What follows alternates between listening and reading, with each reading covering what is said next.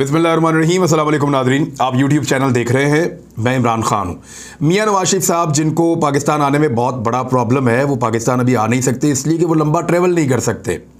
जहाज़ का सफ़र निस्बतन आसान है, इतना मुश्किल नहीं है, लेकिन वो पाकिस्तान आना नहीं चाहते। उसके सबूत के तौर पर यह है कि वो अस्पतालों के बजाय जो है वो फैक्ट्रियों के दौरे कर रहे हैं। कारोबारी आदमी हैं और अगर दिल टूटा हुआ हो तो अस्पताल से ज़्यादा फैक्ट्री में दिल लगता है। और मियां नवाज शरीफ साहब शुरू से उनका फैक्ट्रियों के अंदर, कारोबारों के अंदर और ऐसी चीज़ों के अंदर, प्रोजेक्ट्स के अंदर मियां साहब का दिल लगता है शुरू से। तो यही लग रहा है कि मियां साहब का दिल बहलाने के लिए उनको फैक्ट्रियों में ले जाया जा रहा है। बरतानिया में इलाज के लिए जाने वाले नवाज शरीफ अस्पतालों के बजाय फैक्ट्रियों के दौरे करने लगे। नवाज शरीफ ने बेटों के हमरा नेल्सन में फैक्ट्री का दौरा किया। आपको याद है नवाज शरीफ साहब की जो ऑफशोर कंपनीज थी उनके नाम क्या थे? नेस्कोल और नीलसन। तो ये नीलसन के नाम से एक इलाका है जहाँ पे ये फैक्ट्री है और उसके अंदर मियां नवाज शरीफ साहब ने दौरा किया। और मियां साहब के घर से ये लगभग कुछ 250 मील से भी ज़्यादा लंबा फासला है। यानी जितना लाहौर से लेके इस्लामाबाद है, इससे भी ज़्यादा लंबा फासला है। और वहाँ पे इस लेवल की, इस तरह की वो मोटरवे नहीं है, लेकिन यह है कि सड़कें मौजूद हैं वहाँ बेहतरीन। तो मियां नवाज शरीफ साहब जो है बाई रोड गए हैं और उन्होंने, इसहाक डार साहब उनके साथ थे, उनके साहबजादे उनके साथ थे, कुछ और दोस्त उनके साथ थे। तो मियां नवाज शरीफ साहब एक फैक्ट्री में गए जहाँ पे उन्होंने फैक्ट्री का दौरा किया और इस दौरान में मियां नवाज शरीफ साहब को फैक्ट्री के हवाले से और उसके काम के हवाले से ब्रीफिंग भी दी गई है। कुछ करीबी ज़राए हैं, हो सकता है गलत बात कर रहे हो, लेकिन उनका ये कहना है कि मियां साहब इस फैक्ट्री के अंदर दिलचस्पी रखते हैं और उनकी फैमिली जो है उसका कोई माली वाबस्तगी इस फैक्ट्री के साथ या तो मौजूद है और कुछ सोर्सेज कह रहे हैं कि आने वाले वक्त में इसके साथ वो अपने आप को जोड़ने वाले हैं और ये फैक्ट्री शरीफ ख़ानदान की जो माली हैसियत में उनके साथ जुड़ जाएगी। बहरहाल ये बात की बात है, क्या होगा जो होगा वो सामने आ जाएगा। अब कुछ छुपा नहीं रहता, लेकिन इनकी जो ऑफशोर कंपनी थी वो नीलसन के नाम से भी थी एक। तो नवाज शरीफ साहब अस्पतालों में नहीं जा रहे, अस्पताल में दाखिल नहीं हो रहे कोरोना की वजह से, लेकिन वो लंबे लंबे टूर लगा रहे हैं। और क्योंकि अब वीडियो आ गई है तो इसलिए उनको ये एक्सेप्ट करना पड़ा, उनको ये मानना पड़ा। उनका डॉक्टर ये कहता है कि लंबा सफ़र नहीं कर सकते, ये चंद घंटे की फ़्लाइट है, पाकिस्तान तक नहीं आ सकते और बड़ी पुरसकून फ़्लाइट है, बल्कि ये तो बिज़नेस क्लास में टॉप क्लास जहाज़ के एरिया के अंदर जो है वो ट्रैवल करते हैं, इकॉनमी में तो जाते भी नहीं हैं। तो मियाँ साहब को तो कोई मसला नहीं होना चाहिए, लेकिन गाड़ियों के लंबे सफ़र वो कर रहे हैं। मियां नवाज शरीफ साहब अल्लाह ताला उनको सेहत अता फरमाए और पाकिस्तान वापस आने की भी तौफीक दे। अब जो पाकिस्तान के अंदर मियां साहब ने अपनी एक रिपोर्ट भेजी है, वो भेजने की एक वजह है क्योंकि एक लेटर लिखा गया था शहबाज शरीफ साहब को, और शहबाज शरीफ साहब को जो लेटर लिखा गया था अटॉर्नी जनरल की जानिब से लिखा गया था, उसमें ये वार्निंग दी गई थी कि 10 दिन के अंदर अंदर नवाज शरीफ साहब की बीमारी की रिपोर्टें जमा करवाएं, बसूरत दीगर अदालत के अंदर जाके हम कार्रवाई करेंगे। तो फिर मियां साहब की रिपोर्ट फौरी तौर पे आती है। डॉक्टर फयाज शाल जो इंडियन डॉक्टर हैं, कश्मीर से उनका ताल्लुक है, माजी में भी मुतनाज़ रहे हैं, लेकिन अच्छे तगड़े डॉक्टर हैं, दिल के अमराज के हवाले से बड़ा अच्छा उनका काम है। लेकिन जो बीमारियां उन्होंने बताई हैं वो मियां नवाज शरीफ के हवाले से अब यहाँ सवालात पैदा हो गए हैं। माहिर अमराज कल्ब डॉक्टर उमैर असगर, ये पाकिस्तान में एक नामवर हैं डॉक्टर, उनका कहना है कि नवाज शरीफ की मेडिकल रिपोर्ट में जिस बीमारी का जिक्र किया गया है वो उन्हें नहीं है। मेडिकल रिपोर्ट में जिस बीमारी का जिक्र है वो टोकोसोबो सिंड्रोम है। नवाज शरीफ प्लेटलेट्स कम होने की वजह से बैरून मुल्क गए हैं। ये जो सिंड्रोम है इसको कहते हैं ब्रोकन हार्ट सिंड्रोम, यानी टूटे हुए दिल का सिंड्रोम है। ये प्रेशर, दुख, तकलीफ, मुसीबतें और ग्रीफ, यानी ऐसी कैफियत जिसके अंदर लोग शायरी करना शुरू कर देते हैं, ये वो कैफियत है। ये वो कैफियत है जिसमें पुराने लोग मकेश के गाने सुनते हैं, ये वो वाली कैफियत है। तो उन्होंने कहा नवाज शरीफ साहब प्लेटलेट्स कम होने की वजह से बैरून मुल्क गए हैं, लेकिन रिपोर्ट में प्लेटलेट्स की कमी के हवाले से कोई जिक्र नहीं किया गया और कोई लेबॉर्ट्री की रिपोर्टें भी मौजूद नहीं है। मियां नवाज शरीफ साहब एक चीज़ को बहुत छुपाते हैं, बहुत सारी चीज़ें छुपाते हैं। बड़ा लंबा अरसा उन्होंने फ्लैटों को छुपाया, बहुत लंबा अरसा उन्होंने ये भी छुपाया कि बेनिफिशियल ओनर कौन है, बहुत सारी और चीज़ें भी वो छुपाते हैं, अभी भी बहुत सारी चीज़ें छुपा रहे हैं। और वो खुद भी कहते हैं कई राज मेरे सीने में ऐसे दफन है जो मैं छुपा के रखता हूँ। तो इसी तरह मियां साहब अपनी जो रिपोर्टें हैं, मेडिकल रिपोर्टें, जो ब्लड टेस्ट रिपोर्टें हैं और बाकी ईसीजी और बाकी रिपोर्टें हैं, मियां साहब उनको छुपा कर रखते हैं। प्लेटलेट्स की कमी के हवाले से जिक्र ही नहीं है, ना उनकी रिपोर्टें हैं। तो ये जो ब्रोकन हार्ट सिंड्रोम है ये किसी भी सदमे की शक्ल में हो सकता है और टोकोसोबो सिंड्रोम ख़वातीन में ज़्यादा पाया जाता है और उसका इलाज पाकिस्तान में बिल्कुल मुमकिन है। ऐसी कोई बात नहीं कि पाकिस्तान में इसका इलाज ना हो। शहबाज शरीफ साहब को जब खत लिखा गया तो उसके जवाब में फौरी तौर पे ये फिर रिपोर्ट जमा करवाई गई। अब जैसी भी रिपोर्ट है, ये एक ओपिनियन है डॉक्टर की, ये डॉक्टर की एक मेडिकल रिपोर्ट होती है, एक मेडिकल ओपिनियन होती है। मैंने कल भी आपको बताया था, ये डॉक्टर की ओपिनियन है, नॉट अ रिपोर्ट। ये साइंटिफिक मेडिकल रिपोर्ट नहीं है। इसके ऊपर लोग एतराज करते हैं, जो लोग मेडिकल साइंस को जानते हैं। नवाज शरीफ की वापसी से मुताल्लिक हुकूमती खत गैर कानूनी और तौहीन अदालत है, ये शहबाज शरीफ साहब ने कहा। शहबाज शरीफ साहब ने उस पर 4 नुक्ते उठाए और ये बड़ी अहम बातें हैं जो शहबाज शरीफ साहब ने उठाई। उन्होंने कहा सबसे पहले एक तो 4 चीज़ें हैं। एक तो शहबाज शरीफ साहब ने अपने जवाबी खत में ये 2 सफ़ों को उन्होंने लिखा अटॉर्नी जनरल को। उन्होंने कहीं इस बात का जिक्र नहीं किया कि जो उन्होंने गारंटी दी थी नवाज शरीफ साहब को पाकिस्तान से बाहर भिजवाने के लिए कि 4 हफ्ते के इलाज के बाद मियां नवाज शरीफ साहब, मैक्सिमम उसको टाइम बढ़ जाएगा तो 2 महीने हो जाएगा, तो मियां नवाज शरीफ साहब इलाज के बाद पाकिस्तान वापस आ जाएंगे, मैंने इसकी गारंटी दे दी है। उस गारंटी के ऊपर शहबाज शरीफ साहब ने अपने 2 सफ़ों के लेटर के अंदर कोई तस्करा नहीं किया। दूसरा, नवाज शरीफ साहब की सेहत के हवाले से कोई जिक्र नहीं किया गया कि उनकी सेहत कैसी है, वो किस अस्पताल से इलाज करवा रहे हैं और कहां दाखिल रहे, ये भी नहीं बताया। तीसरा, मियां नवाज शरीफ साहब कब वापस आएंगे, शहबाज शरीफ साहब ने अपने इस जवाबी खत में उसके बारे में भी कुछ नहीं बताया। शहबाज शरीफ साहब ने अपने इन 2 सफ़ात के अंदर यह ज़रूर लिखा कि यह तौहीन अदालत है और अदालत के अंदर ज़ेर समाअत मुकदमात पे असरअंदाज होने की एक कोशिश है। यानी अगर शहबाज शरीफ साहब की पार्टी के कोई सीनियर साहब खड़े होकर यह कहें कि जिस जज ने शहबाज शरीफ के खिलाफ फैसला दिया उसका हम घेराव करेंगे, उसको घेर देंगे, उसके लिए ज़मीन को तंग करेंगे, तो वो मुकदमात पे असरअंदाज होने की कोशिश नहीं है।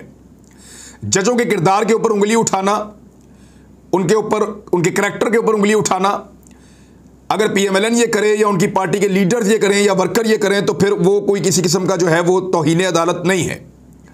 लेकिन अगर एक लेटर लिखा जाए अटॉर्नी जनरल की जानिब से और यह कहा जाए कि आपने गारंटी दी थी, आपके कहने पर मरीज को अदालत ने बाहर भेजा था, आपकी गारंटी का क्या बना, आपका मरीज कब वापस आएगा, आपने जिम्मेदारी उठाई थी, आप जिम्मेदारी क्यों पूरी नहीं कर रहे, इसका जवाब दीजिए और मेडिकल रिपोर्टें जमा करवाइए। हमें यह पता चला है कि आपका मरीज वहां पर इलाज नहीं करवा रहा और 2 साल से ज़्यादा हो गए हैं, लगभग 2.25 साल हो गए हैं, वो वहां पर अस्पताल में दाखिल भी नहीं हुआ एक दफ़ा भी। तो ये क्या चल रहा है, इसका जवाब दीजिए। तो इसका जवाब देने के बजाय शहबाज शरीफ साहब ने कहा ये तौहीन अदालत है और अदालत पे दबाव डालने की कोशिश है।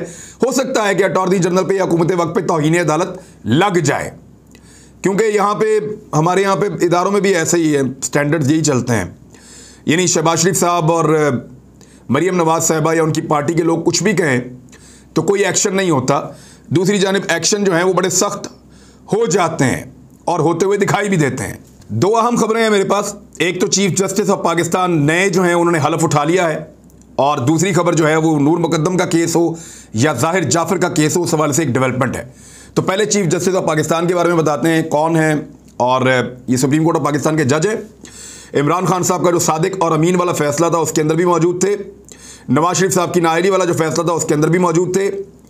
PMLN के जो करीबी लोग हैं वो इनके ऊपर बहुत तनकीद कर रहे हैं और इनको आड़े हाथों ले रहे हैं, बल्कि नाम लिए बगैर वो ये भी कह रहे हैं कि एक और दौर शुरू हो गया है, लोग पुराने अदवार को भूल जाएंगे इस दौर की वजह से। कुछ लोगों ने ऐसे भी कहा इसको।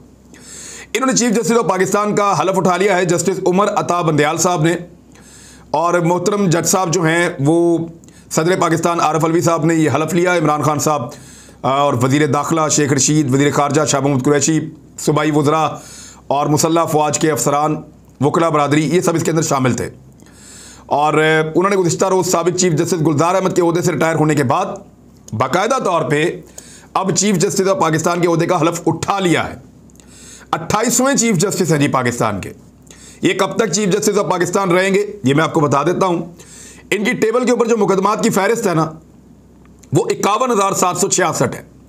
सबसे बड़ा चैलेंज ये है कि इन 52,000 मुकदमात को हल करना है और जो बाकी कोर्ट्स हैं वहाँ पे जो पेंडिंग मुकदमात हैं लाखों की तादाद में, उन सबको भी हल करना है। एक तो सुप्रीम कोर्ट में, फिर हाई कोर्ट्स के अंदर, फिर सेशन कोर्ट्स के अंदर, सिविल मैटर्स के अंदर, फिर नैब के मुकदमात हैं। तो बहुत बड़ा चैलेंज है पाकिस्तान की अदलिया के लिए और चीफ जस्टिस ऑफ पाकिस्तान के लिए कि वो केसेस को तेज़ी से सुने तेजी से उनका फैसला करें। और अच्छी बात यह है कि जज साहब ने यह कहा है कि केसेस ज्यादा हैं तो वकला तैयारी करके आए, केसेस को इल्तवा के अंदर डालने की कोशिश ना करें। नॉर्मली ये होता है कि केसेस जो है उनको वकला कहते हैं आज तैयारी नहीं है, आज छुट्टी लेनी पड़ेगी, आज कोरोना हो गया है, आज फलां मामला है, तो वकला उसको तारीख पे तारीख और इस तरह मामला आगे बढ़ता जाता है। लेकिन पहला जो चैलेंज मेरे ख्याल में है वो ये है कि केसेस को जल्द अज जल्द निपटाया जाए। ये 16 सितंबर 2023 तक अपने ओहदे पर रहेंगे चीफ जस्टिस उमर अता बंदयाल। 16 सितंबर 2023 तक अपने ओहदे पर फायज रहेंगे। इस बीच में पाकिस्तान में नए इंतखाबात भी होंगे, यानी एक नई हुकूमत बन सकती है या यही हुकूमत वापस आ सकती है। सूबाई और कौमी असम्बलियों के इंतखाबात होंगे, इस बीच में बल्दियाती इंतखाबात भी होंगे और बड़े अहम उमूर हैं जो पाकिस्तान तय करेगा इस दौरान में। तो उमर अता बंदयाल साहब 16 सितंबर से 2023 तक ओहदे पर खिदमत सर अंजाम देंगे। इससे पहले जब इलेक्शन हुआ था तो साकिब निसार साहब पाकिस्तान के चीफ जस्टिस थे, और उससे पहले जब इलेक्शन हुआ था पाकिस्तान में तो इफ्तिखार चौधरी साहब पाकिस्तान में चीफ जस्टिस थे। और अब जब इंतखाबात होने जा रहे हैं पाकिस्तान में तो उस वक्त जनाब चीफ जस्टिस उमर अता बंदयाल साहब चीफ जस्टिस होंगे पाकिस्तान में। और उनके बाद ये ओहदा जब अगली हुकूमत आ जाएगी किसी भी जमात की तो ये ओहदा जस्टिस काजी फायज ईसा साहब के पास चला जाएगा, जिनके हवाले से बहुत सारी कंट्रोवर्सीज हैं। एक कंपेन चलती रहती है उनके खिलाफ और ये कहा जाता है कि उनकी वजह से अदालत ने ये फैसला दिया है कि बीवी और बच्चों के ऊपर जो है वो जिम्मेदारी जज साहब की नहीं है। और अब तो बहुत सारे लोग बहुत सारी बातें कर रहे हैं, इवन तो कुछ सहाफ़ियों ने भी और कुछ सोशल मीडिया के सार्फिन ने यहाँ तक कहा कि अगर किसी खातून के पास बहुत सारा 2 नंबर पैसा है तो वो किसी जज साहब से शादी कर ले तो उसके साथ पूछगछ नहीं हो सकती। इस तरह की बातें भी लोग कर रहे हैं। मेरे ख्याल में कुछ बातें ऐसी हैं जो इखलाक से गिरी हुई हैं, वो नहीं करनी चाहिए। जो भी है वो मुअज़्ज़िज़ जज हैं अदालत के, लेकिन उनके साथ कंट्रोवर्सीज जुड़ी हैं, ये भी एक हकीकत है। काजी फायज ईसा साहब 25 अक्टूबर 2024 तक चीफ जस्टिस रहेंगे, लगभग कुछ 13 महीने तक, और उसके बाद 282 दिनों के लिए, लगभग पौना साल के लिए जस्टिस एजाजुल एहसन आ जाएंगे। और फिर 4 अगस्त 2025 से जस्टिस मंसूर अली शाह ये ओहदा संभाल लेंगे। तो ये तो मैंने आपको बता दिया कि अगले चीफ जस्टिस कौन कौन है। अभी उमर अता बंदयाल साहब हैं, इसके बाद जस्टिस काजी फायज ईसा साहब हैं। इनके बारे में PMLN को बड़ी तवक्कुआत हैं, PMLN इनके बारे में बड़ी कंपेन भी चलाती रही है और एक पॉलिटिकल पार्टी के ऊपर ये छाप है कि वो एक मखसूस जज के पीछे जाकर बार बार खड़े हो जाते हैं। तो ये जस्टिस काजी फायज ईसा साहब हैं और इन्हीं का केस है हुदैबिया वाला, जिसमें शरीफ खानदान बहुत बुरी तरह जकड़ा हुआ और फंसा हुआ था, और जस्टिस काजी फायज ईसा साहब के दौर में ही और उन्हीं की अदालत से इनको ये रिलीफ मिला था PMLN को हुदैबिया के मामले के अंदर। अब उसके बाद आ जाएंगे जनाब एजाजुल एहसन साहब और फिर आ जाएंगे जस्टिस मंसूर अली शाह साहब। तो इस तरह ये जजेस आइंदा मैंने आपको 4 जजेस बता दिए कि आने वाले वक्त में कौन कौन से होंगे पाकिस्तान में। कल हमने आपको एक खबर दी थी, हमने आपको ये बताया था कि FIA के वो अफसरान जो चीनी स्कैंडल के ऊपर शहबाज शरीफ साहब का और ख़ास तौर पे जहांगीर तरीन साहब के मुकदमा देख रहे हैं, उनका तबादला कर दिया गया है। और इस मामले के ऊपर ये शक किया जा रहा था कि इनके तबादले से फ़ायदा शहबाज शरीफ को और जहांगीर तरीन को होने जा रहा है। अब इस मामले के अंदर वफाकी हुकूमत एक्शन में आई है। ज़राए के मुताबिक चंद वफाकी वज़रा ने FIA अफसरान के तबादलों से मुताल्लिक वज़ीर-ए-आज़म इमरान खान से रब्ता किया है और अपनी तशवीश से आगाह किया है। वज़रा ने वज़ीर-ए-आज़म से दरख्वास्त की है कि FIA के अफसरान के तबादले क्यों किए जा रहे हैं, इसे रोका जाए। अहम तहकीकाती अफसरान जिन्होंने बड़ी मेहनत के साथ ये केस आगे बढ़ाए हैं, उनके तबादले एहतसाबी अमल को नुकसान पहुँचाएंगे। हेड इन्वेस्टिगेशन सेल के मुताबिक 5 अफसरान ऐसे हैं जिन पर रोटेशन पॉलिसी अप्लाई नहीं होती। 6 अफसरान शुगर स्कैंडल से मुताल्लिक तहकीकात कर रहे हैं और डॉक्टर रिजवान जो हैं डायरेक्टर FIA, उनको इन तबादलों का इल्म भी नहीं था, जबकि अफसरों के तबादलों से डायरेक्टर FIA लाहौर को लाइलम रखा गया था। अब मामला यह है कि ये इसके ऊपर एक्शन हुआ है और ये तबादले रोक दिए गए हैं। अगर ये शक मौजूद था और ये शुबा किया जा रहा था कि इन अफसरान के तबादलों से शहबाज शरीफ को और जहांगीर तरीन को फ़ायदा दिया जा रहा है, तो फिर ये शुबा अब दूर हो जाना चाहिए। इन अफसरान के तबादले रोक दिए गए हैं, ये ज़्यादा मजबूती के साथ अपने केसेस के ऊपर काम कर सकते हैं। एक और बड़ी खबर है, लेकिन उससे पहले मैं आपको एक छोटी सी ऑडियो सुनाता हूँ। ये इमरान खान साहब की एक बहुत पुरानी ऑडियो है, हमारे पास मौजूद है, इसको आप सुनिए। पहले आप ये सुने। इंशाअल्लाह जो भी आपसे बात करूंगा वो आपको करके दिखाऊंगा। आपको अपनी मिसाल देंगे, छोटे घरों में रहेंगे, ये महल जो बने पड़े हुए स्कूल कॉलेजेस में बदल देंगे। 1996 में इमरान खान साहब ने ये कहा था, आज लगभग कुछ 26 साल हो गए हैं। उनका 26 साल पुराना वादा भी है और उनका ये ख्वाब भी है, और अगर ये ख्वाब पूरा हो जाए तो ये बहुत बड़ी बात है। जब उन्होंने पहला खिताब किया था इमरान खान साहब ने, तब भी उन्होंने ये कहा था कि मुल्क बचेगा या करप्ट लोग, मदीना जैसी फलाही रियासत बनाएंगे, जब कौम से खिताब किया था। और वज़ीर-ए-आज़म हाउस में रिसर्च यूनिवर्सिटी बनेगी, ये उन्होंने वादा किया था। 20 अगस्त 2018 की रोज़नामा दुनिया की खबर आपको मैं ये पेस्ट की हुई आपको दिखा देता हूँ, ये देखें आप। तो इमरान खान साहब का ये वादा है, 26 साल पुराना भी है। जब वज़ीर-ए-आज़म बने तब भी उन्होंने वादा किया था, और अब इसके ऊपर डेवलपमेंट हो रही है। तहरीक-ए-इंसाफ हुकूमत के अपने दौरे इक़्तिदार के चौथे साल में दाखिल होने के साथ ही वज़ीर-ए-आज़म हाउस में यूनिवर्सिटी के क़याम का बिल बिलाखिर सेनेट में पहुंच गया है। ऐन मुमकिन है कि वज़ीर-ए-आज़म इमरान खान अपने दरीना ख्वाब को अपने दौरे हुकूमत में हकीकत बनता हुआ देख सकें। यह बिल कौमी असम्बली से मंजूर हो चुका है, पहले याद रखिएगा। पहले इमरान खान साहब का आइडिया था, उन्होंने उसके बाद टेक्निकल काम करवाया, उसके बाद ये कौमी असम्बली में गया, वहां से मंजूर हो गया, जिसके मुताबिक इस मनसूबे का आगाज़ किए जाने के बाद इसे मुकम्मल होने में 72 महीने लगेंगे। ज़राए ने बताया कि हुकूमत इस बिल को जल्द अज जल्द सेनेट से मंजूर करवाने की कोशिश कर रही है, ताकि आइंदा मौसम बहार के सेशन में दाखिलों के लिए यूनिवर्सिटी को किसी भी किराए की इमारत में फ़ाल बनाया जा सके। यानी इसके अंदर कुछ हिस्से होंगे यूनिवर्सिटी के, और कुछ प्राइम मिनिस्टर हाउस में भी होंगे, एक रिसर्च का सेक्शन होगा पूरा, और एक और कोई एरिया लेंगे, वहाँ पे भी इसको बनाएंगे। और इसको जल्दी शुरू करने के लिए, ताकि ये कानून का हिस्सा बन जाए और शुरू हो जाए, बच्चों को दाखिले मिल जाए। जब एक दफ़ा बच्चे दाखिले ले लेते हैं तो उसके बाद वो यूनिवर्सिटी नहीं हटती, वो फिर चलती रहती है। लिहाजा वज़ीर-ए-आज़म पाकिस्तान ने फौरी तौर पे करने के लिए अगले स्प्रिंग सीज़न में, मौसम बहार में, इन दाखिलों के लिए बंदोबस्त करने का फैसला किया है। तो एक अच्छी खबर है, एक वादा है जिसको पूरा करने की कोशिश कर रहे हैं। देखना यह है कि उनके साथी उनके साथ खड़े रहते हैं इसमें, या एस्टेब्लिशमेंट या बाकी जो ताकतवर हल्के हैं वो इसको कबूल करते हैं या नहीं। अब तक के लिए इतनी, अपना ख्याल रखिएगा, अपने इस चैनल का भी। अल्लाह हाफ़िज़।